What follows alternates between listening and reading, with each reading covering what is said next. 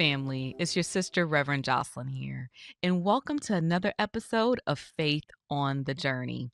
If this is your first time tuning in, we welcome you. I am so glad that you are here and want you to know that we are committed to helping you strengthen your faith, heal your heart, and discover a sense of community.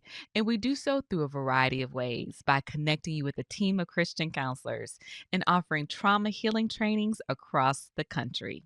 You can learn about these resources and so much more by visiting our website at faithonthejourney.org. Again, that is faithonthejourney.org. Now, today I would like to talk about a subject that many of us are very familiar with, especially when we're going through a difficult season. We feel stressed out. We feel like we're at the end of our rope. Maybe it seems like the walls are closing in at us and we can't take it anymore. And we find ourselves engaging in what I like to describe as the ugly cry. Not just a normal cry, but I'm talking about the snot, like you just got the ugly face, like you just can't get it together type cry. And I want to talk about this episode, the power of the ugly cry. That's right, because there's power in the ugly cry when you release that emotions, when you release those tears. And for those of you who have been following along with me for the last couple episodes, you might be wondering, man, does all she do is cry? Well, listen, I told y'all it was a rough year last year, so it was a lot of tears. So let me give you the backstory. So this last couple months have been wild, but at the beginning of this year, I had to do some traveling out of town, and in my travels, we had brought some new staff on board to work for us. And one of our staff members was over our inventory for the company. And so, for those of you who don't know, I have a couple books released. I also sell planners, ministry planners, journals. I have a workbook, and I really been leaning into investing in our product line. And so I hired someone to oversee our inventory. And the individual who was overseeing the inventory had the inventory, recently had got the inventory and had it in their car. And while the inventory was in the car, she had an emergency trip to the hospital. And while she was at the hospital, someone stole the car, and the car had all of my inventory inside of it. You can't make this stuff up. It was absolutely crazy. So we went on this like whole manhunt to find the car, and we finally tracked down the car, and they had busted the windows. They had took a brand new box. I had a brand new box of 50 books for Sister Start Your Ministry in the car. They stole that. They stole some of the trauma healing books that we had in stock. And I was sitting here thinking, is I find someone on 79th and Racine on the corner selling my Sister Start Your Ministry books, I'm going to have some choice words with these people, you know? But anyway, back to the story. So they sold the books. And so it was this whole thing of stress because I had healing groups and people expecting the books and all that jazz. All right. But I'm in problem solving mode. And I also felt terrible for the person on my team whose car was wrecked, and we had to do some fundraising for them, and it was just a whole thing. So I had that going on. That was stressful. Then we didn't meet our income goals for our company. There was some benchmarks we didn't hit. Then we had some other drama going on, and then my immune system started shutting down, and I got sick. I caught a cold, and so between the cold, between the financial stress, between the theft, between me running here, there, everywhere, because that's just typical for me, unfortunately.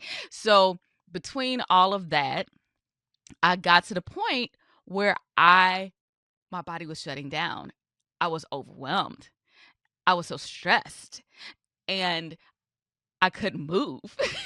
It was a Sunday, and I was just looking up at the ceiling like, I got nothing. I can't even get this stuff together. I'm sick. I'm stressed. I don't know what I'm doing, having my pity party. And so I remember I wake up, it's a Monday morning. I'm still looking up at the ceiling. It's like 6 a.m. and a girlfriend calls me, and she she calls, and part of me is like, I don't want to talk to anybody right now because I'm just chilling in my pity party, right? And I pick up the phone, and she says, "Hey, G, how you doing?" And just in those words, it was as if a dam broke. Like, it just the floodgates open up, and I was like, I I couldn't get the words out. It was just tears. And she was like, "Are you there?" Cause it was like, Are you okay? What's going on?" And I couldn't get it together. The tears were coming out. Now, these were suppressed tears because, again, all this stuff was building up over time, but when they came out, I just couldn't stop them. And she started asking, like, "Well, what's going on?" And like, what's happening? Are you gonna be okay? And she's trying to talk to me, and I'm trying to convey what I was feeling and what I was going through, but it was so much overwhelm that all I could let happen was let tears flow. And they flowed. And honestly, I don't remember what my friend said at that moment, but all I know is that I needed a space to try to talk and let them tears out. And yes, there was snot, and yes, there were like uncom- incomplete thoughts and all the things, and I had the frowned up face. But after I cried it out, I felt so much better. And it was such a interesting thing because I didn't realize how much I needed the ugly cry, how much I needed that release. But after I let it out, I was able to start my day. I was able to begin to feel lighter and get going again. And that showed me in that moment the power of the ugly cry. And the thing is, there's science behind this, right? Because that release, it was as if like this pressure had been let go. And when I was researching for this episode, I was looking up the chemical release that actually does happen physically in our bodies when we cry. So there's a couple of chemicals that's released. First, oxytocin, sometimes referred as the love hormone, promotes feelings of connection, bonding, and stress relief. It can provide a sense of comfort after crying. Next, endorphins are released when we cry. These are the body's natural painkillers and mood boosters. When you cry, endorphins can help reduce physical and emotional pain, producing a calming effect. Then we find out prolactin. This hormone, found in emotional tears, has been linked to stress regulation and a sense of relief after crying. And then lastly, it's this chemical that I can't even pronounce. I'm not even gonna lie. But there's one last one that's a natural pain reliever, a relieving opioid found in tears, which can contribute to emotional relief after crying. So we see that there's actually several different benefits to letting those tears flow. But here's the thing, when I initially found myself crying for many, many years, I would feel so embarrassed. Like, have you found yourself feeling that way before, where it's like this feeling of like shame and like feeling silly and exposed when we cry, particularly when we cry in front of other people? Maybe we find ourselves like going into another room to cry and hide, but when we cry in front of others, it's like, oh my gosh, they're seeing me all vulnerable and stuff, right? We feel kind of naked around that. But here is the thing, crying is normal, it's healthy, it's good. But from a cultural standpoint, we have to break through the stigmas that we often find ourselves facing when we cry. Now, for me as a Black woman, one of the major stigmas that I had to deal with was this mask of strength that I like to call it. We oftentimes in our culture find ourselves seeking to be that strong Black woman. But it's not just limited to Black women. as a society as a whole, sometimes we find ourselves wanting to project this image of strength. And in doing so, the idea of crying, expressing ourselves, we frown upon it on others, and we definitely can frown upon it ourselves. But wait a minute here. Who told us? Who who told us that we have to walk around being superwoman, superman all the time, never feeling anything, just completely stoic around our emotions? Now, granted, there's historical context there in some cases, particularly in the African American community. We could not show weakness due to slavery, due to certain historical traumas, and that's understandable.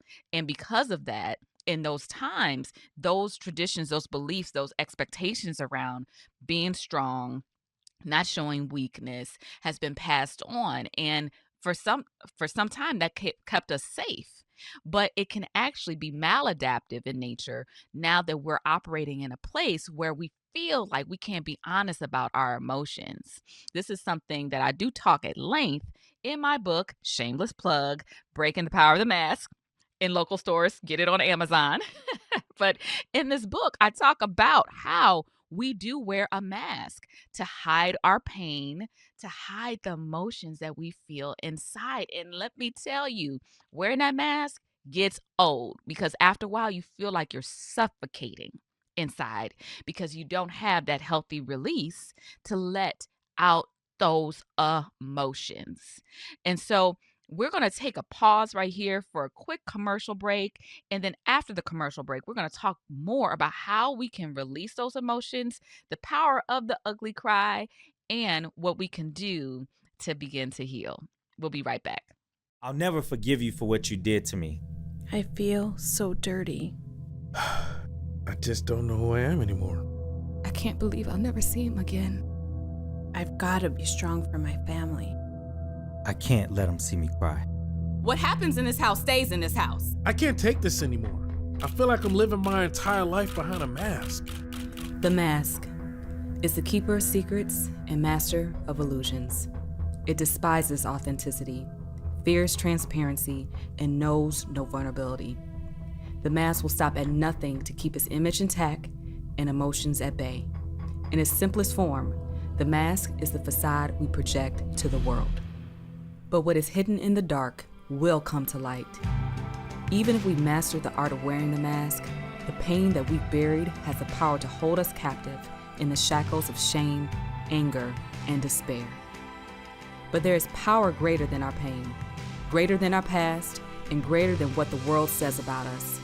There is a God who can heal us from our pain and can free us from defining our values based on the world's standards. There is hope. And you can embark on your journey towards freedom by reading the book Breaking the Power of the Mask by author and motivational speaker Jocelyn Jones. Discover the joy and healing that rightfully belongs to you. No more shame, no more fear, and no more hiding behind the mask. I'm breaking the power. I'm breaking the power. I'm breaking the power of the mask. Get your copy today by visiting breakingthemask.com. Welcome back from our commercial break as we continue to explore the power of the ugly cry. Now, during the first half of our segment, we talked about how crying can actually release chemicals to make us feel better. We also talked about the mask that many of us have been conditioned to wear to hide our pain, to run from those emotions, which actually impedes our healing process. And so now I want to go a step further and really think about how this conditioning has prevented us in our healing process, because crying is one of the three steps that Diane Lanburg actually talks about as relates to our healing process that is essential. Now, for those of you who are unfamiliar with Dr. Diane Lanburg, she's phenomenal. She's done incredible work as it relates to the Christian perspective around healing from trauma. And there's a great book that she's written called Suffering in the Heart of God. And she talks about the 3 T's as it relates to healing. She talks about time, talking, and tears. Again, time, talking, and tears.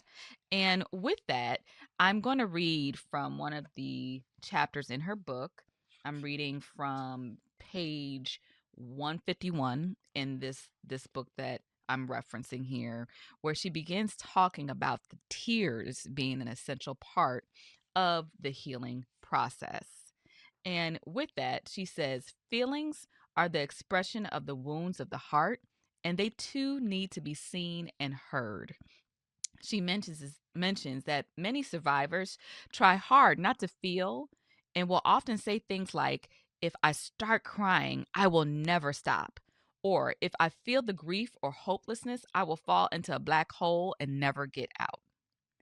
And so when people try hard not to feel anything, oftentimes people will use alcohol or drugs to help them feel numb. They think that if they stay drunk or use drugs, they can keep the memories and feelings away. When people do such things, they spend their lives controlled by the trauma because everything they're doing is about running from it, is as much in charge of their lives as when it was occurring. Now, fast forward to one thing that she says that I'm like, I love this.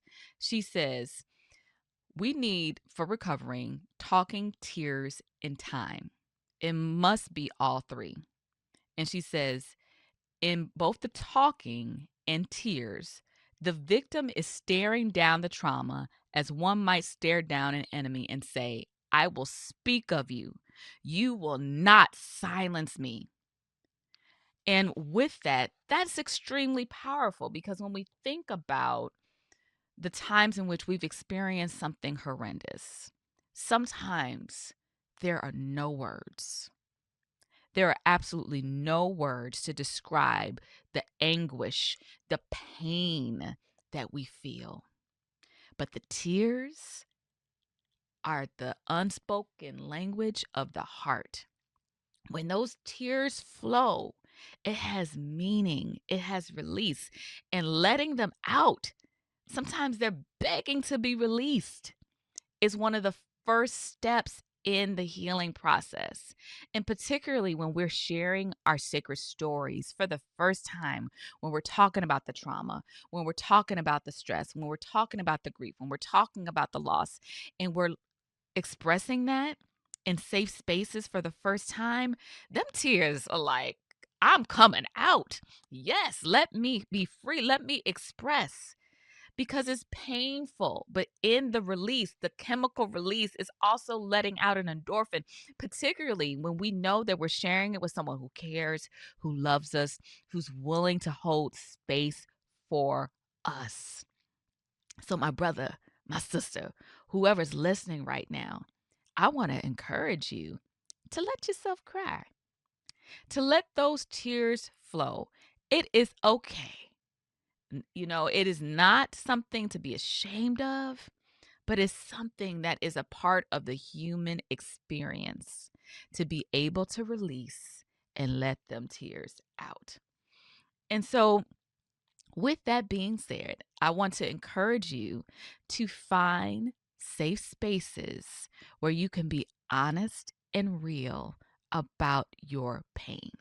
Because here's the thing, for some of us, if we are around other people and we cry, they might honestly say certain things that are negative. They might judge us, and we might not feel safe to be honest about what we are feeling. But this is why we want to seek out safe and sacred spaces where we can be our authentic selves and express what we're really feeling and what we're really carrying without judgment. So, in those spaces, we can remove the mask and we can let things out and release and begin that healing process. Now, we can find that through the care of a friend. Oftentimes, a good friend will allow us to cry on their shoulder and hold space for us. And sometimes just being in the midst of someone who loves us and cares for us and give us that hug is all we need in that moment. But for deeper issues, if we've gone through tremendous trauma in our lives, tremendous loss, oftentimes we need more than just a good friend. And the good cries by ourselves helps and the cries to God, that helps.